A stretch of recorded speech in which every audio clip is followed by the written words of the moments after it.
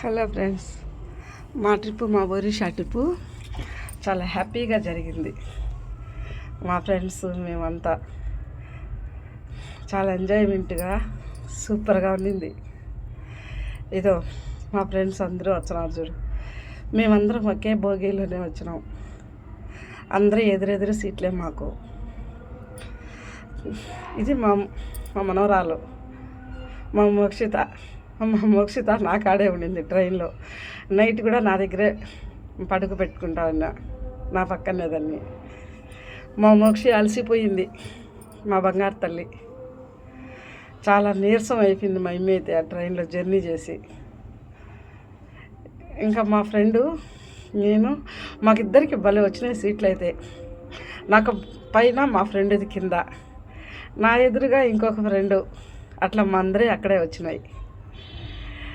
అసలు ఆ ట్రైన్లో పోతా ఉంటే చాలా జర్నీ హ్యాపీగా, ట్రైన్లో అందరం జోకులు వేసుకుంటా మాట్లాడుకుంటా చాలా ఎంజాయ్మెంట్గా ఉండింది.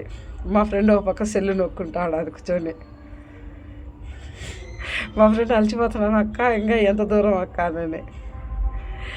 ఇది వచ్చేసి పూరీలో మేము రూమ్స్ తీసుకున్నాం. మేము అదే నలుగురు కలిసి ఒక్కొక్క రూమ్, ఏసీ రూమ్, మనిషికి 500. అక్కడ పూరీలో బాగా ఏసీ, టీవీ అన్నీ మంచి బాగా క్లాస్గా రూమ్ తీసుకున్నాం. ఇంకా బాగా హాట్ వాటరు అన్నీ ఆ రూమ్లోనే.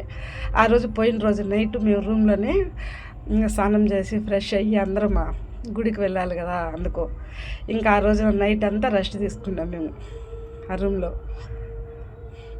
మా అత్త, మా కోడలు, మా కూతురు సపరేటు, మల్లుడికి కూతురికి వాళ్ళకు. మేమంతా మా ఫ్రెండ్ నా కాడనే, మా ఫ్రెండ్ అనసూయ. ఆ నలుగురం ఒక్కొక్క రూమ్స్, ఇంకొక ఫ్రెండ్ వాళ్ళ పిన్ని వాళ్ళు ఒక రూమ్లో. అట్లా మరుసటి రోజు పొద్దున్నే 9కి ఆ రూమ్ ఈరోజు సాయంత్రం తీసుకున్నాం 5కు రూము. మరుసటి రోజు పొద్దున్నే 9 గంటలకు ఆ రూమ్ ఖాళీ చేయాలి మేము.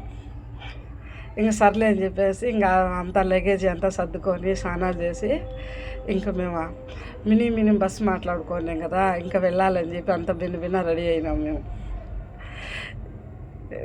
అయితే ఏం ఎంజాయ్మెంట్ ఉండిందా. అది ఆ హోటల్ వాళ్ళు అక్కడే, ఆ హోటల్లో మేము ఉండే హోటల్ అది అక్కడే వాళ్ళు బస్సులు కానీ ఎన్ని గుళ్ళు ఉన్నాయా పూరీలో అన్నీ ఆడ బోర్డు వేసి ఉంటారు. మొత్తం మనం తిరగడానికి వెహికల్స్ కావాలన్నా వాళ్ళే అన్నీ ఉంటాయి.